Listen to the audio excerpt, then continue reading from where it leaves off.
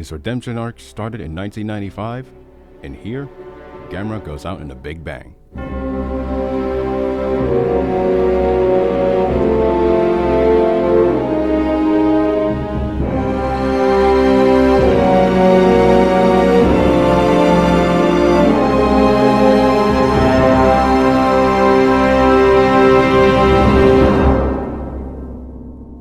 I'm Demetrius, and welcome to the Brumakian podcast. This is an episodic review series where I can review anything, but not everything. That includes monster movies, both big and small, anime, and video games. This week is Gamera 3, Revenge of Iris.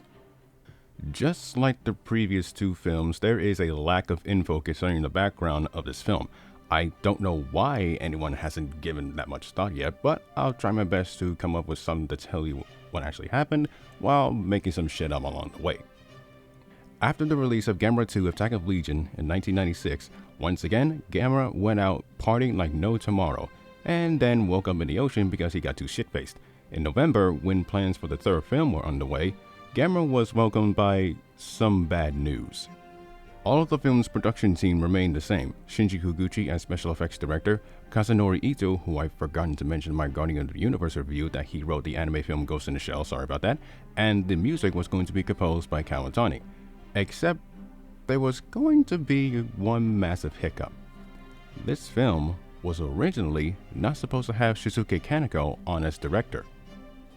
Let me explain. On November 28, 1996, during the Japanese Science Fiction Society, Kaneko was honored by them, with Higuchi being there as well.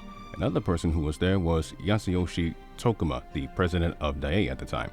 It was Tokuma during a speech that he made a decision to not have Kaneko on as director of this film. The reason for this is because Kaneko was committed to direct the third Haunted School film by Toho, which he did in 1997.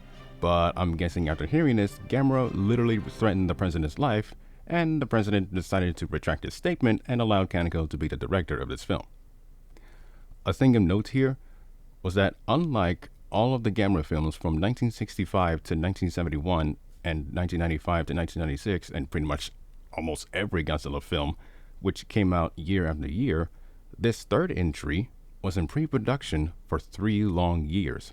Kaneko was not even sure on what film he was going to make. Suddenly, after Gamera had some suggestions to the director, he got to work. Here's another thing that you have to consider. Gamera Guardian of the Universe and Gamera 2 Attack of Legion cost $5 million to produce. This third installment cost $11 million. Daiei, and to some extent Toho, predicted that this film would have to break even in order to be a success. Well, Gamera 3 Revenge of Iris, released in Japan on March 6, 1999, did more than break even. It earned $15 million overall at the box office. But before I get into my thoughts, here's the film's plot synopsis according to IMDb. Omega, take a break on this one. I'll do it. Gamera's ties to humanity have been severed as the Gauss re-emerged. Nagamine and Asagi investigate an orphan girl named Asagi, who discovers a new creature. Named Iris, Ayana seeks revenge on Gamera for the death of her family. I'm pretty sure it won't backfire at all. Little grave I'm grieving.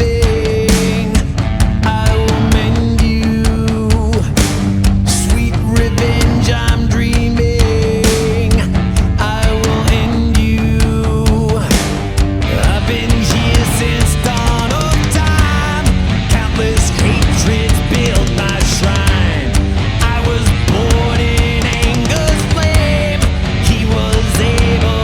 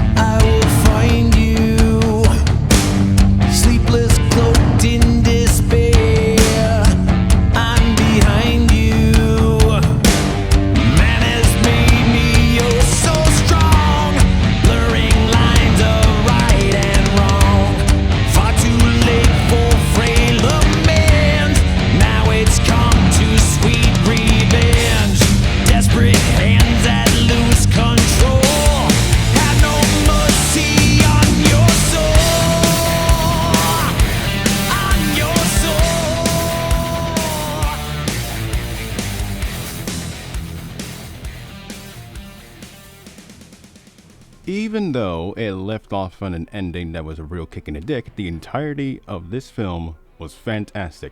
It is indeed one of the greatest monster movies in history. Hell, I would put it on par with the original Godzilla from 1954. But just like His Majesty's first film, Gamera's third Heisei film is nearly perfect. The story this time around directly follows the aftermath of Gamera's fights with both Gauss and Legion in 2 separate years, the former even more so. And this is the darkest Gamera movie to date because it is one of those rare occasions where the monster's actions affect the humans, whether it be positive or negative. Speaking of humans, the cast is well written, well thought out, and they react to the situations in front of them perfectly. Though, if I could nitpick, it wouldn't kill to have Ayana to have more than one personality. But in saying that, she does have a justification on why that is, and I like how she realizes what a massive mistake she brought upon for revenge. Another nitpick is that I wish the two psychos didn't give off some weird vibes, like Jesus, take a fucking chill pill. Gamera is fantastic. He has this fuck around and find out attitude, or better yet, he has the personality of Stone Cold Steve Austin, and this should be a no-brainer when I say that the turtle in this movie looks amazing. Iris, or the Ryuseicho as I like to call it, is also fantastic. It gives off that Evangelion vibe, and I don't want Jiva. Gauss is alright, wish that it was less CG.